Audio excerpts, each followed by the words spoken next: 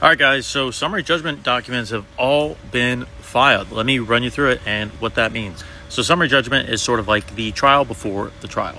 In these movements, you can move to have a bunch of claims dismissed or win on the case in places where there's no dispute of fact. At least that's my understanding of it as someone who's not a lawyer.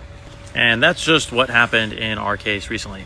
Real quick, this is Court Listener. If you guys want to follow the documents and the updates on the case from like the legal perspective, what's actually getting filed in the court, you can check it out right here. It has stuff all the way back from the beginning of the case in April 2nd, 21, all the way up to what just happened. So in our case, basically what's happened is we did a few different things. First of all, we filed for summary judgment. This was covered in the Texas scorecard article, but basically you could say, hey, we don't think XYZ claims have any merit at all. They should be dropped from the case. After that, each side can respond to the opposition, and then you get a chance to reply the opposition, if you will.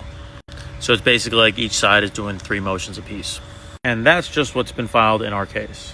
So in early August, we filed for summary judgment.